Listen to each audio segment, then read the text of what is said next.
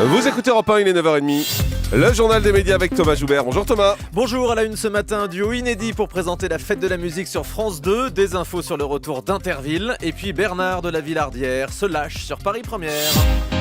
On commence donc avec cette information exclusive. On sait qu'il va présenter la fête de la musique sur France 2. Et ce sera une grande première. Patrick Sébastien a été choisi pour présenter cette grande soirée musicale. Préparez-vous donc à faire tourner les serviettes le 21 juin prochain. Patrick Sébastien sera accompagné par Aïda Touiri, la jeune présentatrice du magazine culturel de France 2. Ce sera un duo inédit donc. Auparavant, la fête de la musique sur France 2 était produite et présentée par Nagui, mais cette année, c'est Daniela Lombroso qui produira. Autre nouveauté, l'émission sera délocalisée à Marseille. Rendez-vous donc pour fêter la musique avec Patrick Sébastien le 21 juin. France 2 qui prépare aussi le retour d'Interville. Il s'agira d'une émission spéciale pour fêter le cinquantenaire de l'émission mythique de Guy Lux et des Vachettes. Je peux déjà vous annoncer la date, le samedi 29 juin prochain, en direct des arènes de Dax. Cette spéciale sera une revanche de la première finale d'Interville de 1962, Dax contre Saint-Amand-les-Eaux.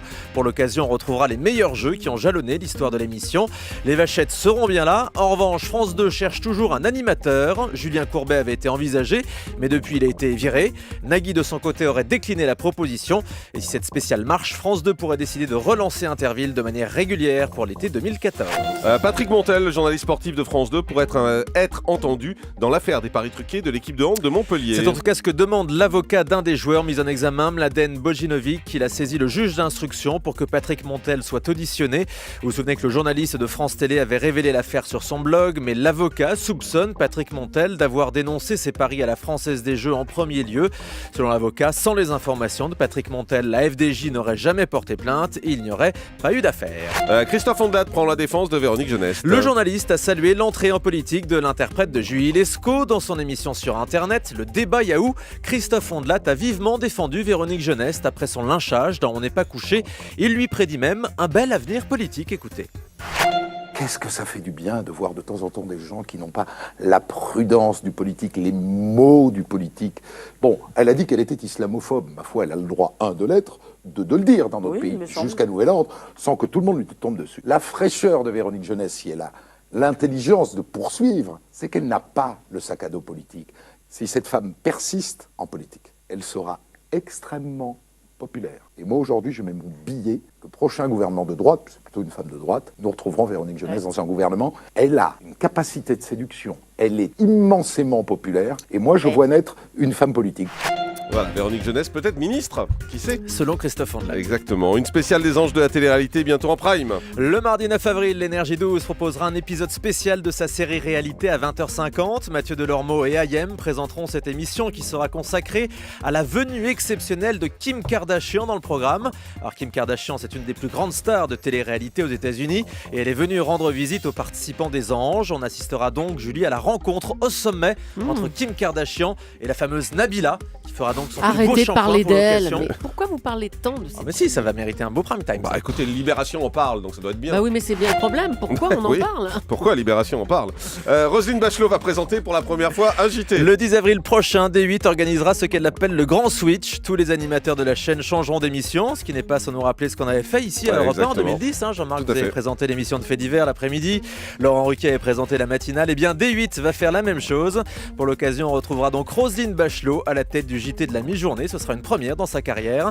Laurence Ferrari présentera elle l'émission Quête d'actualité en prime time et cédera sa place à Cyril Hanouna dans le Grand 8. Une femme politique qui présente un JT, c'est bon, d'accord. Bah elle affirme aujourd'hui qu'elle est journaliste. Elle a même demandé sa carte de presse. D'accord. Bernard de la Villardière fait parler de lui. Le présentateur d'Enquête exclusive a fait une grande prestation dans l'émission de Laurent Baffy samedi soir sur Paris Première. Julie, vous étiez également invité de l'émission. Oui. Bernard de la Villardière a multiplié les déclarations hallucinantes. On vous a sélectionné deux passages. Écoutez. Non, mais moi, je suis le seul présentateur qui est plus fort que sa case. C'est-à-dire Parce qu'on estime à M6 que les émissions sont plus fortes que les animateurs. Mais moi, je suis plus fort que mon émission. Donc, ils savent que je suis un concept à moi tout seul. de toi? Toutes les putes sont des miss, je vais te dire. Moi qui ai fait le tour des putes de la planète, T'as fait le tour des elles sont toutes belles à l'intérieur. C'est hyper puissant. Mais il plaisante. Je suis sûr qu'il En tout plaisante. cas, dans C'est cette émission, on toujours- peut le préciser, il y a de l'alcool. Non, mais Oui, moi, non, mais c'est même pas pas. ça, c'est qu'il est Moi- toujours au deuxième Moi, je degré pense que c'est minimum. du Ouais. deuxième degré en Évidemment. permanence et qu'il a, il joue avec son Eh bien personnage. Il joue son sûr. personnage. Sur les réseaux sociaux, il est beaucoup plus intelligent que ça, Bien Bernard de la sûr, Villardière. bien sûr. Oh, un compliment, dis donc, Oui. tu vas être content. Et il répond d'ailleurs ce matin sur sa page Facebook, Bernard de la Villardière, en attaquant justement les gens qui ne comprennent pas forcément Bah, le bien second sûr, degré. non, c'est évident. La version française de Vanity Fair sera lancée le 26 juin. Vanity Fair, c'est un magazine américain très chic qui aura donc une version française cet été. C'est Michel Denisot qui dirigera le journal. Et puis une autre Est-ce personnalité qu'il y de aura la télé. Nabila dans Vanity Fair? Ah bah sans doute. Arrêtez de parler Elle de est très cette chic. fille. Elle est très très chic aussi. Une autre personnalité de la télé, on le précise, se lance dans la presse magazine également. C'est Guillaume Durand qui vient de prendre la rédaction en chef de Citizen K Homme Sport, autre magazine très branché. C'est quoi ça? Citizen K Home Sport. C'est une déclinaison de Citizen K. D'accord, le dernier ferme la porte. On termine avec le chiffre du jour. 1,3%, la part d'audience de la première chaîne du câble et du satellite. Cette chaîne, c'est TV Braise.